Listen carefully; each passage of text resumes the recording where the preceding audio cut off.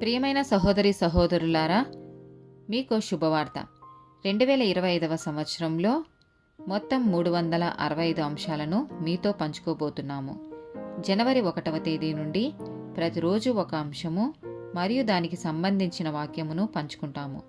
దయచేసి ఆ వాక్యములను వినండి, ధ్యానించండి మరియు ఆశీర్వదించబడండి. దయచేసి సబ్స్క్రైబ్ చేయండి మరియు మీ స్నేహితులతో పంచుకోండి. ధన్యవాదాలు.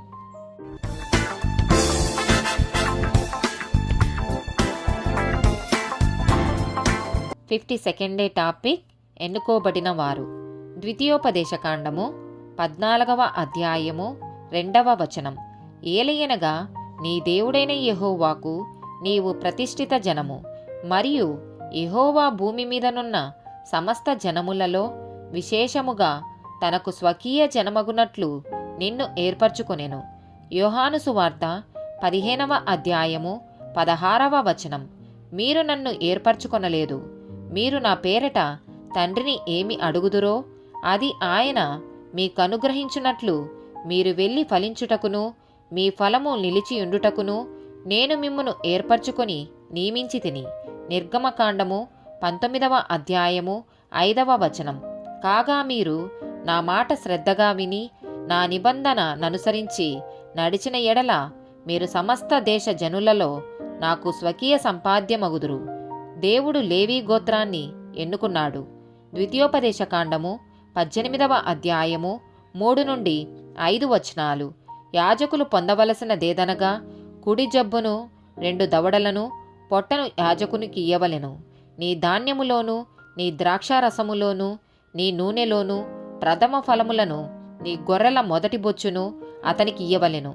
నిత్యము యెహోవా నామమున నిలిచి సేవ చేయుటకు నీ గోత్రములన్నిటిలోనూ అతనిని అతని సంతతి వారిని నీ దేవుడైన యెహోవా ఏర్పరచుకొని ఉన్నాడు. ద్వితీయోపదేశకాండము 21వ అధ్యాయము 5వ వచనం. అప్పుడు యాజకులైన లేవీయులు దగ్గరకు రావలెను.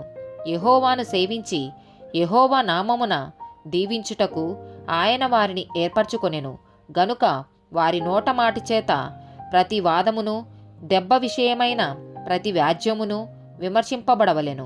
మొదటి దినవృత్తాంతముల గ్రంథము 15వ అధ్యాయము 2వ వచనం. మందసమును ఎత్తుటకును నిత్యము తనకు సేవ చేయుటకును యెహోవా లేవీయులను ఏర్పరచుకొనెనని చెప్పినవారు తప్ప మరి ఎవరును దేవుని మందసమును ఎత్తకూడదని దావీదు ఆజ్ఞ ఇచ్చెను.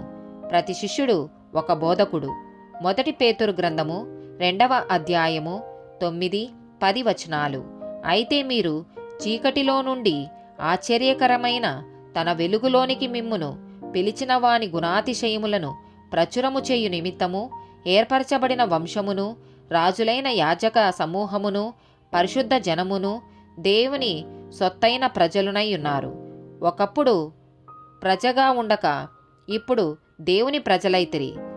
ఒకప్పుడు కనికరింపబడక ఇప్పుడు కనికరింపబడిన వారైతిరి. ఆమేన్.